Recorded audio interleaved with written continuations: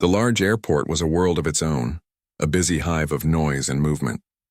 People rushed in every direction, their rolling suitcases making a constant rumble on the shiny floors. There were announcements blaring from the speakers, words that were hard to understand but sounded important. For a young girl traveling alone, it could all feel a little bit scary, but she wasn't scared. She was excited.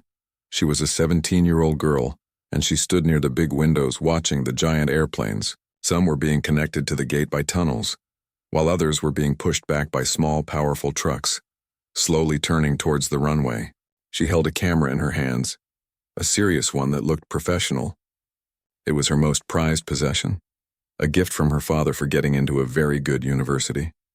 She lifted it and took a picture of a plane silhouetted against the bright sky, the sound of the shutter click a satisfying sound she loved. Her flight was called, and she joined the line of people.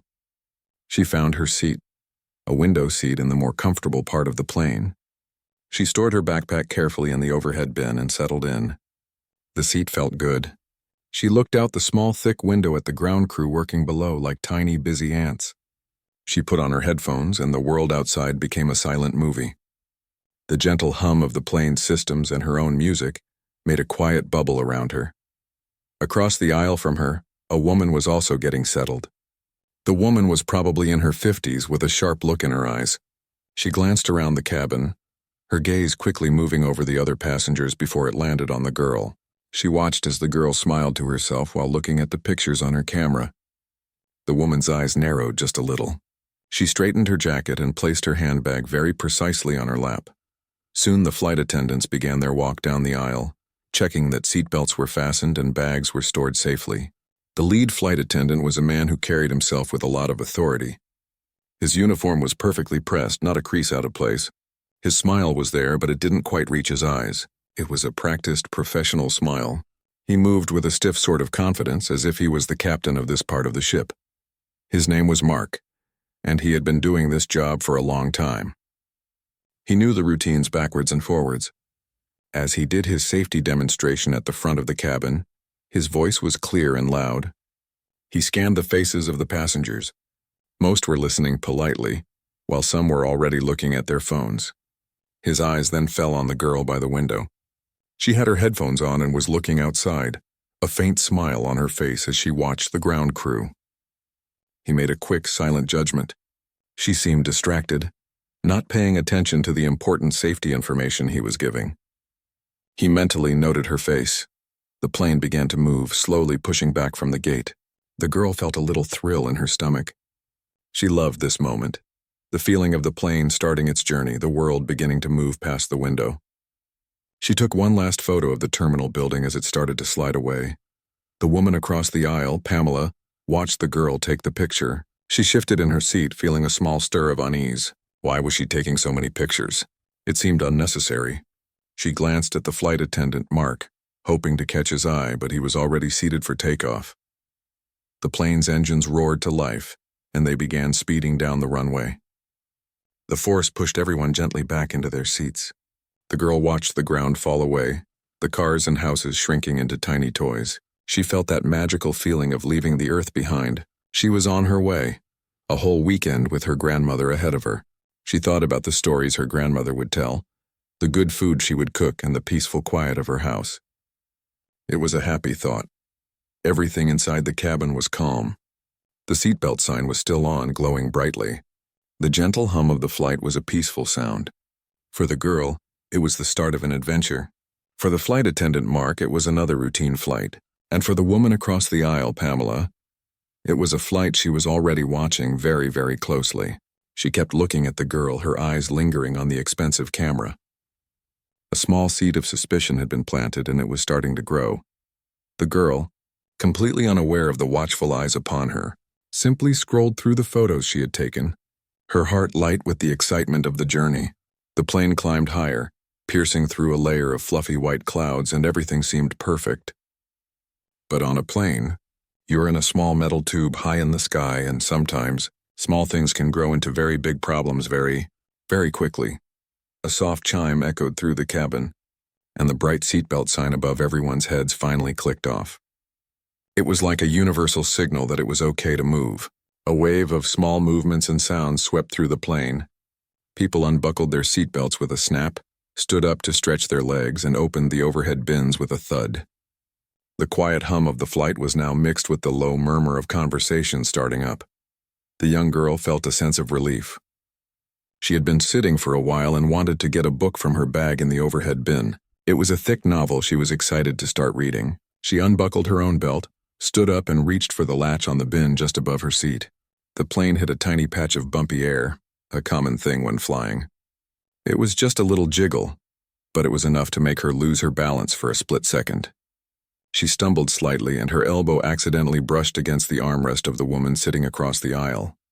It was the lightest touch. Over in a second. The girl immediately turned and said, "Oh, I'm so sorry about that." The woman, however, reacted as if she had been shoved. She pulled her arm away quickly and made a small, sharp sound of disgust. She didn't say it's okay. Instead, she shot a look at the girl that was full of annoyance.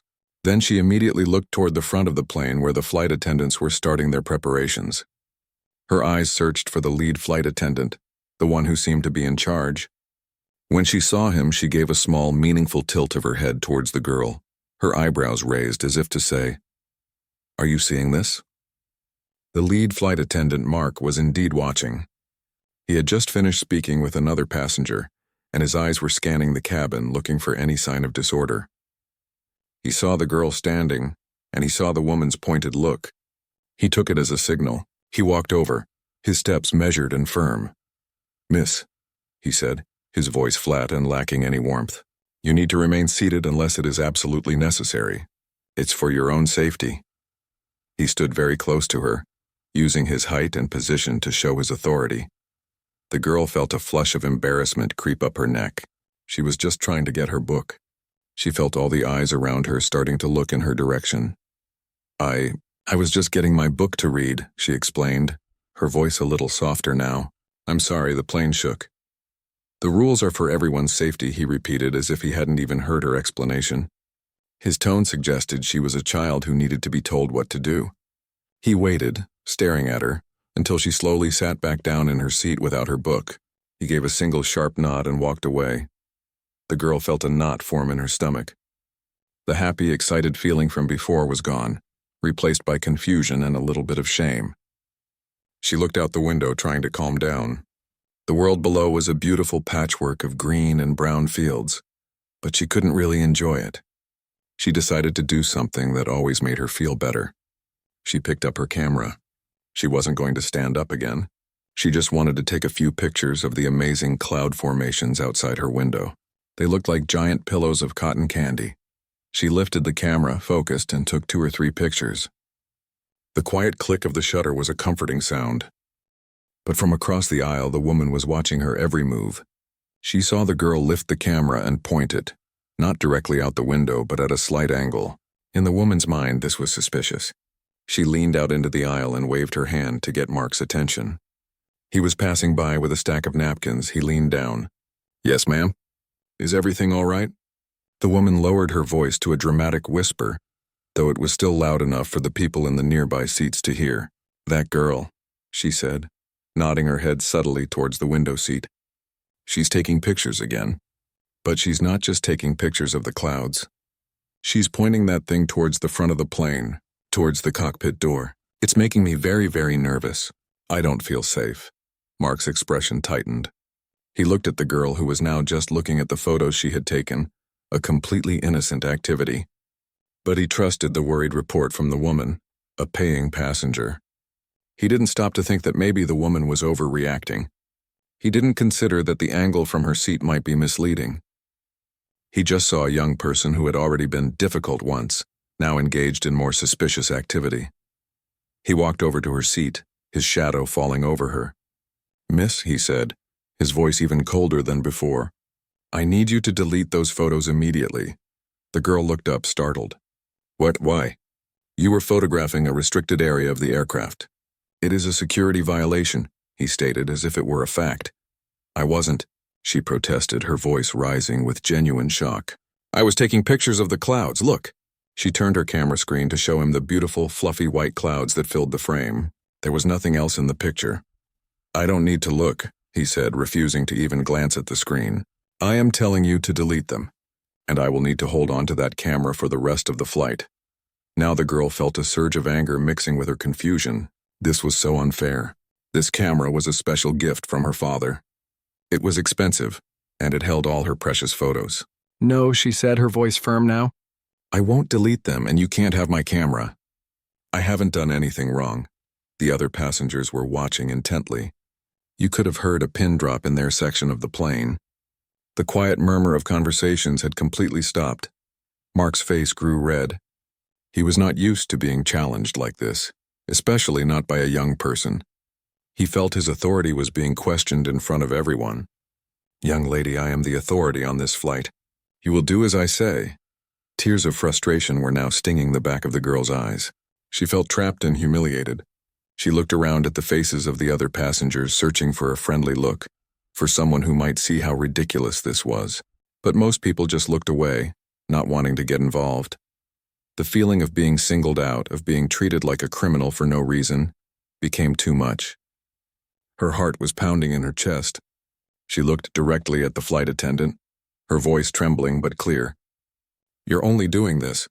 You're only treating me this way because I'm a young black girl. You wouldn't be doing this if I looked different." The moment she said those words, the air in the cabin seemed to freeze solid. It was a truth that everyone nearby could feel, but no one had dared to say out loud. Mark's face went from red to a deep purplish shade. He was furious. He saw her statement not as an expression of her pain, but as a direct attack and an accusation. This to him was the final straw. This was outright defiance. "That's it," he hissed, his voice low and dangerous. "That is enough. You have just escalated this from a simple safety matter to a serious issue." He turned on his heel and strode quickly towards the front of the plane, towards the cockpit, to speak to the captain. The small, simple act of standing up to get a book had now spiraled completely out of control. All because of a misunderstanding, a little bias, and a very large amount of pride. The walk from the girl's seat to the cockpit door felt very long for the flight attendant. His heart was beating hard in his chest, a mix of anger and a strange kind of excitement. He felt sure of himself. He was dealing with a problem passenger, and he was following the rules. He knocked sharply on the cockpit door. A moment later, the door unlocked and opened just a crack. The captain, a man with a calm face and a gray mustache, looked out. "What is it, Mark?" he asked, his voice low. The flight attendant leaned in close. "Captain, we have a situation in the cabin. A young female passenger in premium class. She was moving around unnecessarily, taking photographs of secure areas, and when I confronted her, she became verbally abusive and accusatory." He kept his voice down, but the words were sharp. "She's being disruptive and is now making false claims. I believe she is a potential threat to the calm and safety of the cabin." The captain listened, his eyes serious. "A pilot's first job is safety. He has to trust his crew because they are his eyes and ears in the cabin." He couldn't see what was happening. He could only listen to the report from his lead attendant, a man he had flown with many times before. He made a quick decision. "All right," the captain said, his voice firm. "We're not too far from Cleveland. I'll request an emergency diversion. Inform the authorities we have an unruly passenger. Go back and keep her calm until we land." A sense of victory washed over the flight attendant. The captain had backed him up. He nodded, a grim look on his face. "Understood, Captain." He walked back into the main cabin, his posture even straighter than before. He avoided looking directly at the girl. Instead, he went to the intercom phone near the galley and made a quiet, serious call to the air traffic control on the ground, explaining the situation. Then he walked back to his jump seat and buckled in, staring straight ahead. A few minutes later, the captain's voice came over the speaker system. It was calm and professional. "Ladies and gentlemen, this is your captain speaking. We are experiencing a minor situation in the cabin that requires our attention. As a precaution, we will be making an unscheduled landing at Cleveland Hopkins International Airport. We apologize for the inconvenience. Please return to your seats and ensure your seatbelts are securely fastened. Flight attendants, prepare for landing." A confused murmur spread through the plane. People looked around, whispering to each other. What's going on? Is everything okay? They craned their necks, trying to see what the situation was. Their eyes eventually landed on the young girl in the window seat who was sitting perfectly still, her face pale. She had heard the announcement, and she knew with a sickening certainty that it was all because of her. The happy dream of visiting her grandmother was gone. Now she was trapped in a nightmare. The plane began to turn, its nose dipping slightly as it started its descent. The view outside the window changed from endless blue sky to the approaching sprawl of a city she never planned to visit. She felt a hot tear escape and roll down her cheek. She quickly wiped it away, not wanting to give the flight attendant or the woman across the aisle the satisfaction of seeing her cry. But inside she was breaking. She felt so small, so powerless. She was just a girl on a plane, and now the whole aircraft was being diverted because of a lie. The flight attendant stood up and walked over to her seat one last time before landing. He didn't look angry anymore. He looked cold and official. He spoke to her, but his words were for the passengers nearby to justify what was happening. "Due to your disruptive behavior," he said loudly, "this flight has been diverted. When we land, you will be escorted off the aircraft by law enforcement. Do not attempt to cause any further problems." The girl didn't even look at him. She just stared at the seat back in front of her, her vision blurry with tears she was fighting to hold back. She felt the heavy thud of the landing gear locking into place, a sound that usually meant you had arrived, but for her, it just meant the nightmare was becoming real. The plane touched down with a squeal of tires much sooner than it should have. It taxied quickly, not heading towards a main terminal gate, but towards a remote, quiet part of the airport. Through the window she could see a small fleet of official vehicles waiting for them, an airport operations truck and 2 police cars, their lights flashing a silent, ominous red and blue. The plane came to a stop, away from all the other planes. The passengers were silent, a tense, uncomfortable silence filling the cabin. The main door of the aircraft was opened from the outside by someone on the ground. The flight attendant walked down the aisle and stood before the girl again. "You need to gather your belongings and come with me now." Slowly, feeling like she was moving in a dream, she unbuckled her seatbelt. Her hands were trembling as she took her backpack from the overhead bin. She clutched her camera tightly in her other hand. She could feel everyone watching her. Some people looked sorry for her. Some looked annoyed at the delay. The woman across the aisle had a faint, satisfied smile on her face. As she walked down the aisle, escorted by the flight attendant, she felt a deep, burning shame. She kept her head down, looking at the floor, unable to meet anyone's eyes. At the aircraft door, 2 police officers were waiting on the jet bridge. They were tall and looked very serious. The flight attendant spoke to them. "This is the passenger I called about." One of the officers, a woman with a kind but firm face, nodded. "Miss," she said, "you need to come with us, please." They led her off the plane and into the empty, echoing jet bridge. The door to the aircraft closed behind her with a heavy, final thud. She was alone with the police. The flight attendant watched from the other side of the door for a moment, then turned and walked back into the cabin, ready to explain to the passengers that the security matter had been handled, and they would be on their way soon. For him, the problem was solved. For the young girl standing in the cold, sterile jet bridge, it felt like her world had just ended. The jet bridge was cold and quiet, a stark contrast to the stuffy, tense atmosphere inside the plane. The young girl stood there shivering slightly, though it wasn't from the temperature. It was from the shock and the humiliation. The 2 police officers stood with her, their presence making her feel even more like a criminal. One of the officers, the woman, spoke to her. Her voice was not unkind, but it was all business. "All right, miss. We're going to need to ask you some questions about what happened on that flight. You have the right to remain silent." "Do you understand?" The girl just nodded, her throat too tight to speak. The words sounded like something from a television show. They didn't feel real. This couldn't be happening to her. The other officer, a tall man with a serious face, added, "You are also allowed to make a phone call." A phone call. Those words cut through the fog of her panic. A lifeline. She thought of her grandmother, but she knew that would just worry her terribly. She thought of her mother, but she was at work in an important meeting. Then she thought of her father. Her father always knew what to do. He was her rock. He was the one who had given her the camera that had started all this trouble. He would understand. Can I call my dad?" she asked, her voice a small, shaky whisper. The female officer nodded. "Yes, you can. Do you have your phone with you?" With trembling hands, she fumbled in her backpack and pulled out her phone. Her heart was pounding so hard she could feel it in her ears. She found her father's name in her contacts, it was just saved as Dad, and pressed the call button, praying he would pick up. Hundreds of miles away, in a tall, sleek office building, her father was in a conference room. It was a big, important meeting about the company's budget for the next year. He was the one in charge, the CEO of the airline.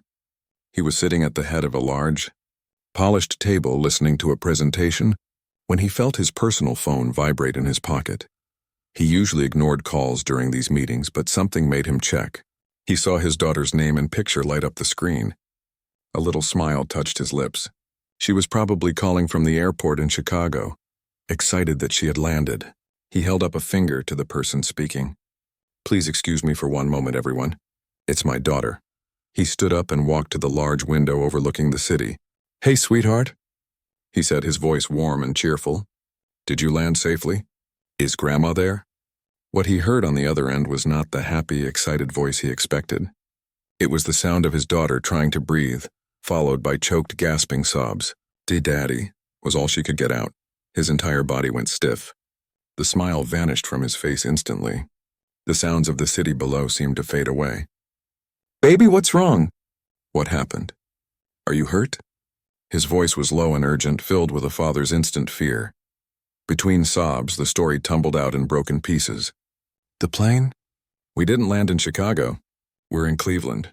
The flight attendant." He was so mean. He said I was taking pictures of the cockpit. He wouldn't listen. And then he called the police. "Daddy, the police are here. They took me off the plane." Everyone was staring at me. As he listened, his paternal concern began to twist into something else. A cold, hard, professional fury. He understood every single term she was using. Diversion. Unruly passenger. He knew the protocols. He knew the immense cost and disruption of diverting a flight. And he knew, with a deep, sickening feeling in his gut, exactly the kind of bias that could cause a flight attendant to misinterpret a young black girl's innocent actions as a threat. He took a slow, deep breath, forcing his voice to remain calm and steady for his daughter. He was her anchor in this storm. "Listen to me very carefully," he said, his voice like solid rock. "Do not say another word to anyone. Do not answer any more questions. You hand the phone to the police officer right now. Let me speak to them." Back in the jet bridge, the girl nodded even though he couldn't see her. She held out the phone to the female officer. My dad wants to talk to you." The officer looked a little surprised but took the phone. "Hello? This is Officer Evans." The man on the other end of the line did not shout. He did not yell, but his voice carried an authority that was impossible to ignore. "Officer, this is David Thorne. I am the girl's father, and I am the Chief Executive Officer of Aura Airways. My daughter is a minor and has been unlawfully detained based on a false report from a member of my staff. You will not question her further. I am on my way to Cleveland right now. In the meantime, I need you to connect me immediately with your watch commander and the airport station manager." The officer's eyes widened slightly. She recognized the name of the airline. The pieces were suddenly falling into place in a very different way. "Yes, sir." "I understand, sir. We will wait for you here." Back in the conference room, the girl's father ended the call. He turned around to face the room of executives. His face was a calm mask, but his eyes were like ice. "This meeting is adjourned," he announced. There was no room for argument in his tone. "We have a serious situation. One of our flights was diverted to Cleveland because a member of my staff called the police on my daughter." A stunned silence fell over the room. He didn't wait for a response. He was already walking out of the conference room, his phone back to his ear. He was now calling his head of corporate security. "Get the jet ready.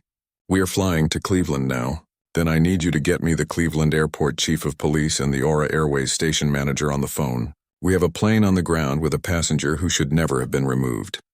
Within minutes, a whirlwind of activity was set in motion. Phones were ringing in offices at the Cleveland airport. The corporate jet was being prepared for an immediate takeoff. Information was traveling up the chain of command. Back on the diverted plane, the lead flight attendant was feeling a sense of accomplishment. He was explaining to a curious passenger that the unruly passenger had been dealt with and that they would be back in the air soon. He was confident he had done the right thing. He had maintained order. He had no idea that the world he thought he controlled was about to come crashing down around him. The captain emerged from the cockpit, his face pale and grim. He walked straight up to the flight attendant and leaned in close, his voice a tense whisper. "Mark, we have a big problem. A very big problem." He swallowed hard. "The CEO is on his way. He's the girl's father." The flight attendant stared at him. The words didn't make sense at first. The CEO of our airline," he stammered. His blood seemed to turn to ice in his veins. The confident, authoritative man from a few minutes ago was gone, replaced by someone who was starting to feel a deep, cold dread. He had no idea who that girl was, and now he was about to find out. The flight attendant stood frozen in the aisle. The captain's words echoed in his mind, but they still didn't feel real. The CEO is the girl's father. It was like a bad dream. He looked around the cabin. The passengers were getting restless. They had been sitting on the tarmac for a while now, and no one was telling them anything. A low, impatient murmur filled the air. He tried to compose himself, straightening his uniform jacket. Maybe it was a mistake. Maybe the captain was wrong. He forced a calm expression onto his face and walked towards the galley, intending to make an announcement about a slight delay. But before he could even reach the intercom, a new sound came from the front of the plane. It was the sound of the main aircraft door being opened from the outside. This was strange. The door had been closed and secured after the girl and the police had left. Everyone turned to look. The door swung inward and the bright light from the jet bridge flooded the dim cabin. And then a man walked in. He wasn't in a uniform. He wore a simple, well-tailored dark suit. He wasn't a pilot or a ground crew worker. He looked like someone who belonged in a powerful office, not on an airplane stuck on the tarmac. His face was calm, but you could see a storm in his eyes. He scanned the cabin quickly, his gaze moving over the confused faces of the passengers until it landed on the one person he was looking for. His daughter was not with him. She was still out in the jet bridge. He walked straight down the aisle. He didn't look at the flight attendant. He didn't look at the captain, who had emerged from the cockpit again, looking deeply worried. He walked directly to the girl's empty seat. He put his hand on the headrest, his knuckles white. He looked out the window for a brief second as if trying to see what she had seen. Then he turned around. The entire cabin was silent. You could hear the hum of the air conditioning. Everyone was watching this mysterious, powerful-looking man. The flight attendant finally found his voice. It came out as a weak, shaky stammer. Sir, you can't be in here. This is a secured aircraft." The man slowly turned his head. His eyes met the flight attendant's. There was no anger in his expression. There was something much worse, a deep, cold disappointment. It made the flight attendant feel very, very small. "Mr. Thorne," the flight attendant whispered, finally recognizing the man from the company's annual leadership conference videos. I had no idea. I didn't know she was your daughter." The CEO, Mr. Thorne, spoke. His voice was quiet, but it carried to every single row. It was firm and clear. "The only thing you needed to know," he said, pausing to let each word sink in, "was that she is a paying passenger on this airline. The only thing she deserved was your respect and your service. Nothing more and certainly nothing less." The truth of those words hung in the air. It was so simple. It was the core of his job, and he had failed at it completely. Then Mr. Thorne did something that surprised everyone. He looked away from the terrified flight attendant and addressed all the passengers. He looked at their faces one by one. "Ladies and gentlemen," he began, his voice filled with genuine regret, "I am the CEO of this airline. First and most importantly, I want to apologize to each and every one of you for this unacceptable disruption to your journey. You should never have been put in this situation. A grave mistake was made today by a member of my staff, a mistake based on poor judgment and bias. He didn't hide the truth. He spoke it plainly. The young passenger who was removed from this flight was my daughter. She was traveling to visit her grandmother. She was doing nothing wrong. She was targeted and treated with suspicion for no valid reason. For the humiliation she suffered and for the delay you have all experienced, I am deeply, deeply sorry." A few passengers nodded. Some looked down, ashamed that they hadn't spoken up. The woman across the aisle who had started it all shrank down in her seat, trying to become invisible. Mr. Thorne then turned back to the flight attendant. But he didn't speak to him directly.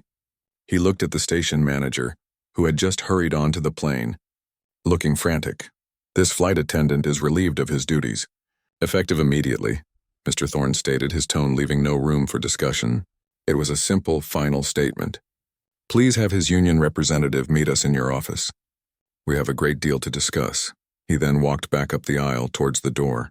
As he passed the flight attendant, he didn't even glance at him. The man was already a ghost. He had lost his authority, his dignity, and his job in the space of 2 minutes. Mr. Thorne stepped back into the jet bridge. His daughter was standing there with the 2 police officers, who now looked much more respectful. When she saw her father, the brave face she had been trying to hold together completely crumbled.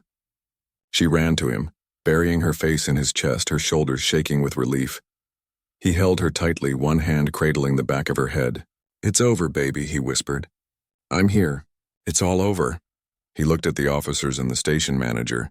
"We will be taking my daughter's personal statement now, and then we will be discussing the formal complaint against your employee and the review of your diversion protocols."